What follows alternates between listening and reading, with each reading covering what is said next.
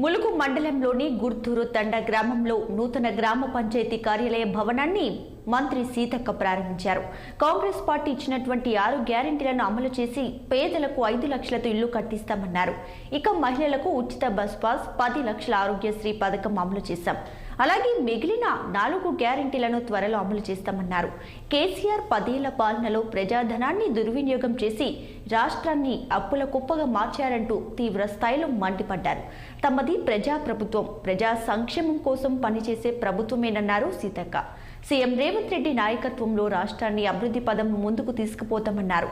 ప్రగతి భవన్లో కేటీఆర్ పెంచుకునే కుక్కలకు 12 లక్షలతో ఇండ్లు కట్టించి రాష్ట్రంలో ఉన్న పేదలకు మాత్రం ఒక ఇల్లు ఇవ్వలేదని ఆగ్రహాన్ని వ్యక్తం చేశారు సీతక్క. నిన్ననే నేను కలెక్టర్ గారి దృష్టి కూడా తీసుకెళ్ళాను. మనది కానీ ఇంకా కొన్ని ఊర్లలో మేజర్ గా అప్పుడు వైఎస్ఆర్ గారు పట్ట ఇచ్చడం కోసం ఒక జీవో కూడా తీసుకురావడం జరిగింది. మళ్ళీ టీఆర్ఎస్ ప్రభుత్వం వచ్చిన తర్వాత ధరణిధి పేరుతోటి మనమేమో మోక మీద ఉన్నాం, పేరేమో ఉమ్మడి కాలు వెళ్తుంది. ఇంకా ఇప్పుడు అట్లాంటి వాళ్ళు కూడా మళ్ళీ ఊళ్ళలోకి వచ్చి ఈ భూమి మాది మాది అని ఇబ్బంది పెడుతున్నారు. మనం కూడా ఎప్పటికప్పుడు అడ్డుకుంటున్నాం. మా దగ్గర కూడా కొంతమంది వస్తారు, ఇది మాదే, మాకే ఎట్టిస్తామా, ఎప్పటి నుంచో మేము ఒకప్పుడు తిరిగి ఇలా కొట్టించిందే మేము అడుగులు, ఈ ఉమ్మడికారు పేరు మీద ఉన్నా కూడా జంగలు కొట్టుకొని బతకండి అని ఆ రోజులలో కూడా మేమే కొట్టించినాము జనాలకు. ఇలా నున్నగైన తర్వాత ఈ భూస్వామి ఆ భూస్వామి అంతా ఊరుకునేది లేదు అని కూడా ఎక్కడికక్కడ అడ్డుకుంటున్నాం.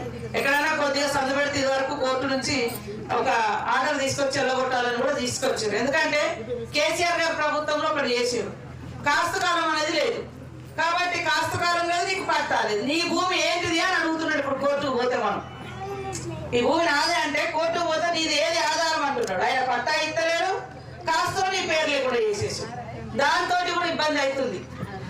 కాబట్టి నిన్ననే ముఖ్యమంత్రి గారు మరి ఒక ప్రత్యేకమైనటువంటి రివ్యూ ఏర్పాటు చేసి మరి మంత్రులు, రెవెన్యూ శాఖ మంత్రి గారు పొంగులేటి శ్రీనివాస్ రెడ్డి గారు వారందరూ కూర్చొని ఈ ధరణిలో వచ్చినటువంటి అనేక సమస్యలు, మోక మీద నువ్వు ఉంటున్నావు, పట్టా వేరే పేరు మీద ఉంటుంది, రైతు బంధు వేరే వాళ్ళకి వస్తుంది, ఇక్కడ ఆల్రెడీ బిల్డింగ్ ఉంటుంది, ఎవరికో పోతే పాపం దున్నేటోళ్ళకేమో రైతు బంధు వస్తుంది. నిన్న మనం పెద్ద పెద్ద భాగవతాలు బయటకు వచ్చిన హైవే, నేషనల్ హైవే, పెద్ద రోడ్డు, ఎప్పుడో రోడ్ అయింది, ఆ రోడ్డు కూడా రైతు బంధు వస్తుంది, ఇక దున్నేటోళ్ళకి మాత్రం రైతు బంధు వస్తుంది.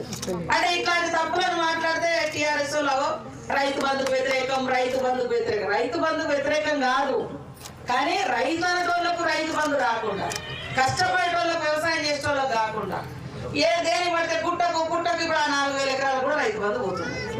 సమస్య కూడా నిన్ననే నేను కలెక్టర్